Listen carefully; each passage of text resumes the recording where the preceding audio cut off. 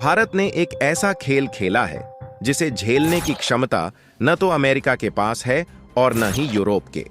यूरोपीय यूनियन ने भारत को नए सुपर पावर के रूप में स्वीकार किया है और अमेरिका की ताकत धीरे धीरे भारत के हाथों से खिसकती जा रही है।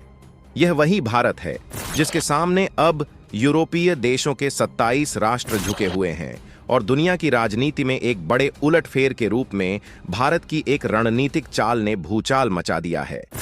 अमेरिका और चीन के लिए यह एक गंभीर चेतावनी बन चुकी है। क्या भारत दुनिया का अगला शक्तिशाली बादशाह बनेगा? दुनिया के सबसे ताकतवर और अमीर देशों के समूह यूरोपीय यूनियन अब भारत की ताकत से इतने प्रभावित हो गए हैं कि वे पूरी तरह से भारत के दीवाने हो चुके हैं। हाँ, आपने सही सुना। 27 से 28 फरवरी के बीच यूरोपीय यूनियन के सभी 27 देशों के कमिश्नर एक ऐतिहासिक बैठक के लिए भारत पहुंचे। यह कोई साधारण बैठक नहीं थी। यह वह पल था जब यूरोप के शीर्ष अधिकारी भारत के सामने अपने हाथ फैलाते हुए दिखाई दिए।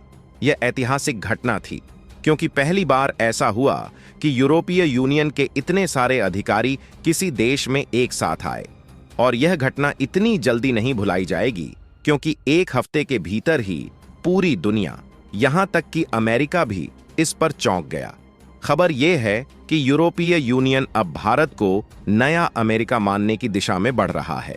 यूरोपीय यूनियन भारत के साथ एक मुक्त व्यापार समझौते FTA की ओर अग्रसर हो रहा है। अब सवाल यह है कि यूरोपीय यूनियन की भारत के साथ यह नई रणनीति क्या है और कैसे भारत ने दुनिया को हिलाकर रख दिया। चलिए इस वीडियो में हम इस पूरी खबर को विस्तार से समझते हैं। यूरोपीय यूनियन, जो पहले तक अमेरिका को अपनी सबसे बड़ी प्राथमिकता मानता था, अब भारत की ओर झुकाव दिखा रहा है। इस बदलाव का सबसे बड़ा कदम तब देखने को मिला जब यूरोपीय यूनियन के प्रमुख 27 देशों के कमिश्नरों के साथ भारत पहुंचे। लेकिन सवाल यह है कि यूरोपीय यूनियन को अचानक से भारत में क्या आकर्षण नजर आ रहा है? क्या यूरोपीय यूनियन अब अमेरिका से दूरी बनाने की योजना बना रहा है, या फिर अमेरिका ने अपने पुराने साथी यूरोपीय यूनियन को धोखा देना शुरू कर दिया है? इस सवाल का पहला जवाब है कि यूरोपीय यूनियन अब अमेरिका पर भरोसा नहीं कर रहा। उन्हें लगता है कि अगर वे अमेरिका पर निर्भर रहे तो भविष्य में उन्हें भारी नुकसान हो सकता है। यही वजह है कि उनका झुकाव अब भारत की ओर बढ़ता दिख रहा है।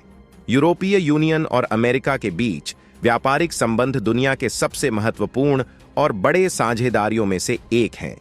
2024 में दोनों के बीच कुल व्यापार लगभग $75 अरब का था।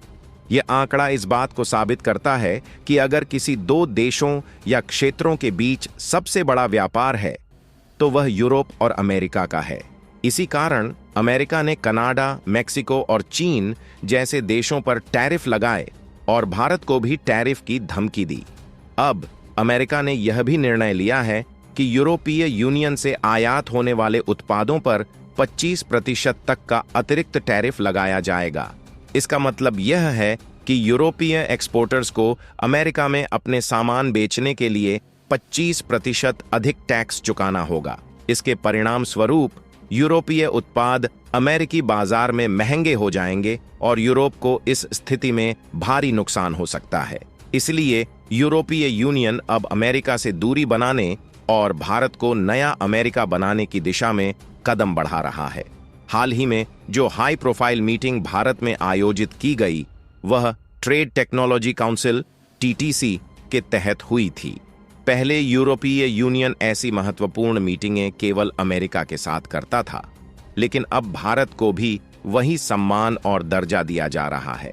इस मीटिंग के माध्यम से यूरोप भारत के साथ technology, digital transformation, clean energy और डिफेंस कोऑपरेशन जैसे क्षेत्रों में गहरे और मजबूत संबंध बनाने की योजना बना रहा है।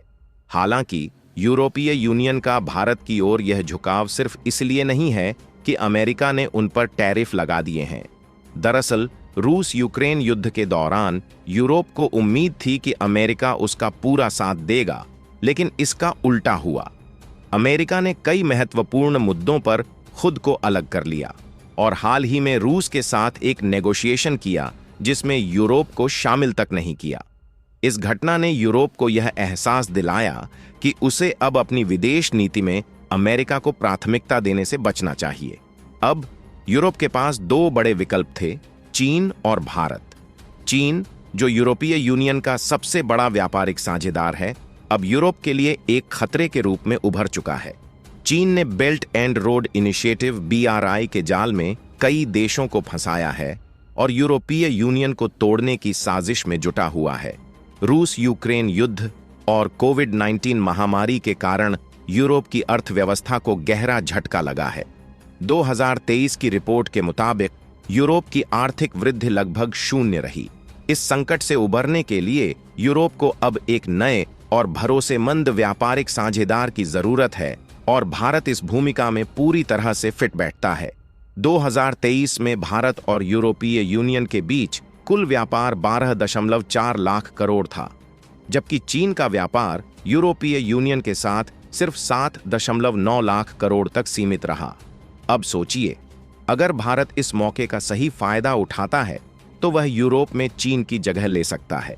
यह बदलाव अब बहुत करीब है क्योंकि भारत और यूरोपीय यूनियन के बीच फ्री ट्रेड एग्रीमेंट FTA की बातचीत तेजी से आगे बढ़ रही है। भारत अब अपनी semiconductor industry, clean energy, artificial intelligence, AI और साइबर सिक्योरिटी जैसे क्षेत्रों में भारी निवेश कर रहा है और यूरोप भी इन सभी क्षेत्रों में भारत के साथ सहयोग बढ़ाने के लिए उत्सुक है।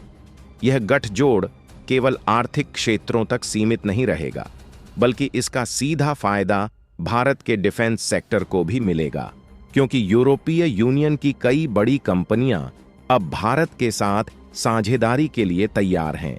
अगर यह साझेदारी सफल हो जाती है तो भारत सिर्फ एक क्षेत्रीय ताकत नहीं रहेगा, बल्कि एक वैश्विक संतुलन शक्ति, ग्लोबल बैलेंसिंग पावर बनकर उभरेगा।